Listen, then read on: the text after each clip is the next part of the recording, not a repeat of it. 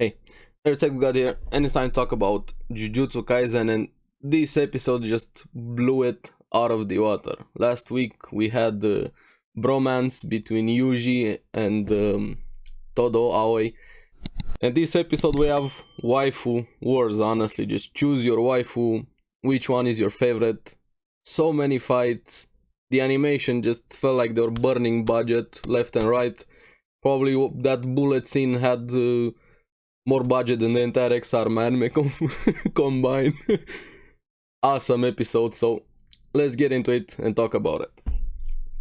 Now, where do I even begin? So many fights this episode and just amazing. The first one being with the first scene, honestly, was very fitting. We have Miwa and Mai talking about Maki. And Mai kind of gave her a bit of false information, so to say, to Miwa, saying she's very weak, she's not able to use curses. But that's not a drawback, as pretty soon Miwa learned who she was facing against her fight with Maki. Maki just had a complete advantage during that fight, and Miwa just, why did you deceive me, Mai? This girl is too strong. And Maki's categorized as a fourth grade sorcerer, but even Miwa said should be able to defeat second grade curses, and the entire fight she was just on the back end. That everything she tried, Maki just completely dismantled. Even her simple domain, with the way she quick draw her sword, even explaining it a bit, powered it up, saying that she uses curse energy in the sheet to accelerate the quick draw, and Maki was just, nah, it's not gonna work, just completely dismantling that technique with distraction, pushing her, having the range. Even Miwa even more surprised how much technique Maki had, and I was just, that entire episode, honestly, all of the fights was yeah, give me more, and yeah, Maki wins pretty convincingly this fight.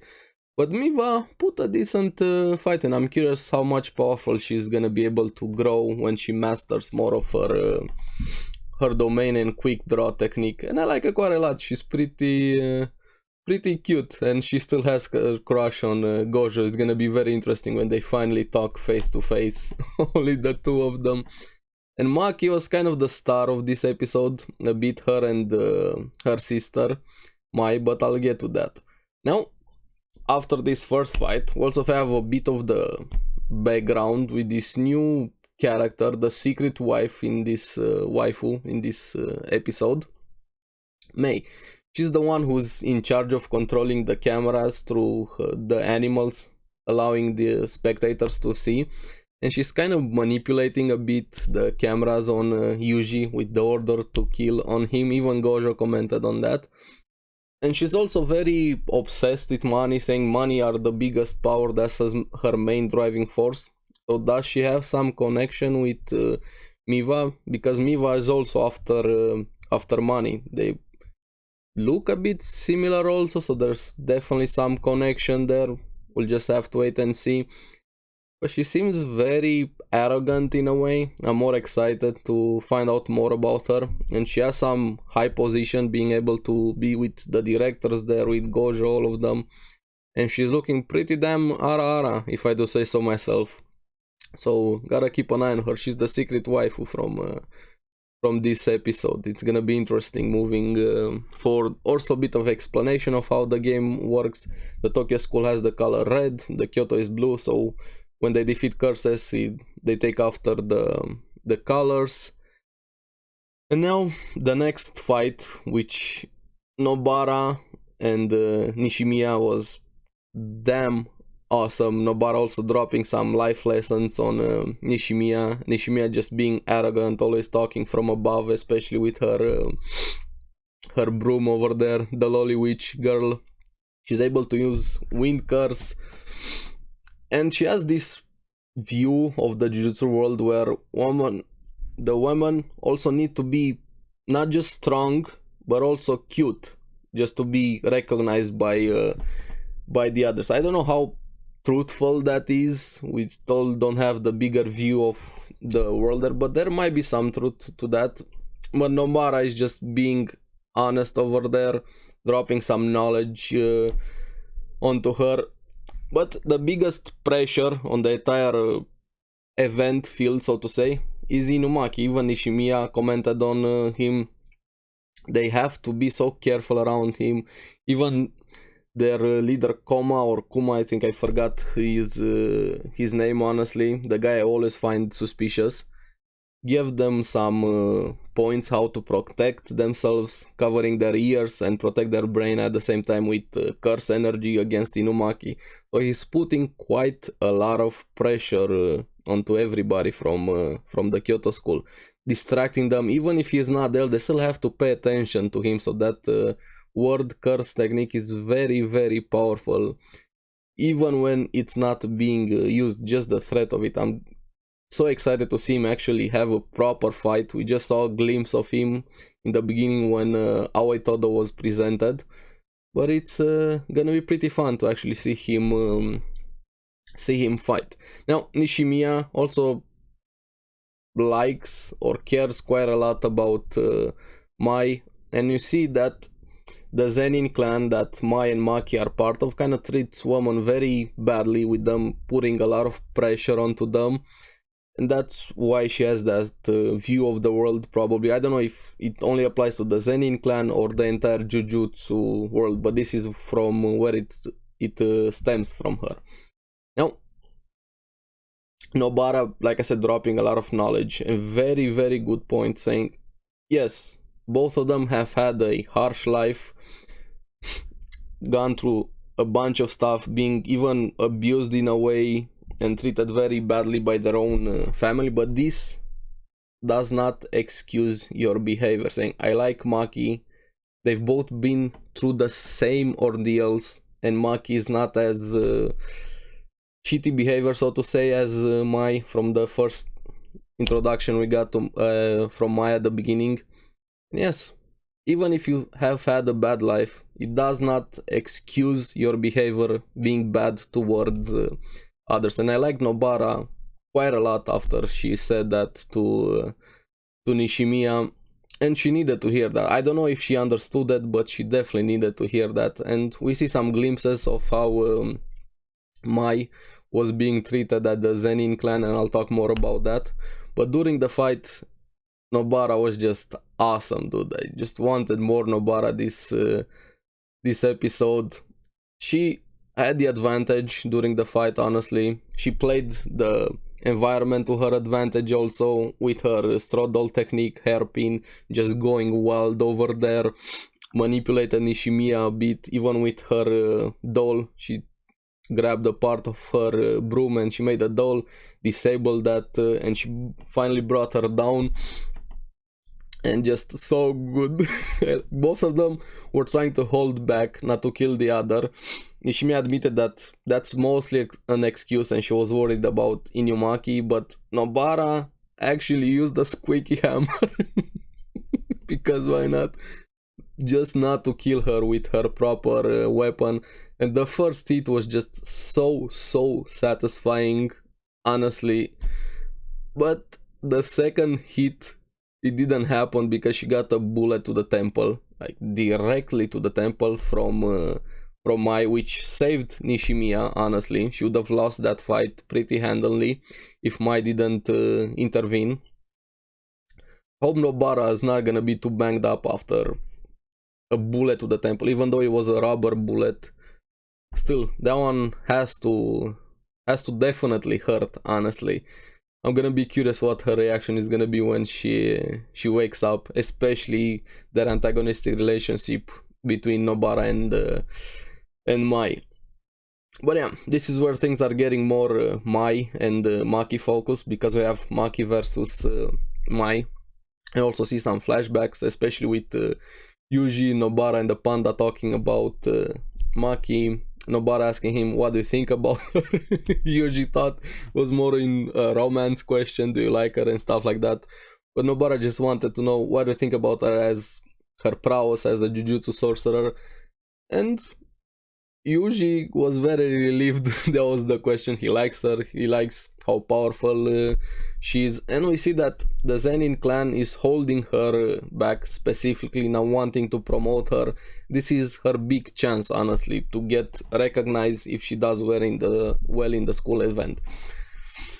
But yeah, that's gonna be interesting. And we have more Mai and Maki relationship. Mai apparently had a very big complex about her sister, knowing she was talented. More about Maki not being so fearful of stuff. We even see them as young kids, and they look so cute small versions. Got reminded a bit of ReZero with small Emilia.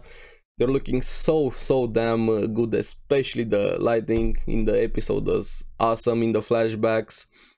And we even see them right before they where Maki left the leader, talking to the clan leader, and this guy seems to be an asshole, honestly, from my first impressions, and also very powerful by the way he was presented and acting a bit. He's probably gonna play a major role moving forward, especially with Maki. When she left, she even said she wants to be the clan leader, and that's gonna be pretty interesting. Is she gonna be able to do it? How badly is this current clan leader gonna go against them? Also, what are his plans for Yuji, since the Zenin clan is also one of the 3 top clans, so to say. And Gojo versus the clan leader. That's gonna be interesting. Now, for the actual fight, Maki versus Mai. Dude, again, they were burning money on the animation, honestly. And Mai actually held a secret from Maki, her cursed technique, and it's a pretty powerful one. Construction to create matter from nothing was being explained by Iori, and I still like Iori and Gojo shenanigans, honestly, quite a lot. But it's also very taxing, very huge curse energy consumption. She's only able to use it one per day, one bullet, to create one bullet per day. And she actually surprised Maki with this, because Maki was waiting for her to use all her bullets and not allow her to reload again. That's when she used this technique. And honestly, the still frames, the animation, I can't stress enough how good it was this episode. And when Maki actually caught that bullet, holy shit, it looked so damn good. And even Mai was surprised. She actually caught the bullet. I don't know how she was able to, but yeah, Maki greatness, honestly. Even I shouldn't touch those kinds of stuff. She's very powerful, even though she's not able to use curse energy. Find out more about them.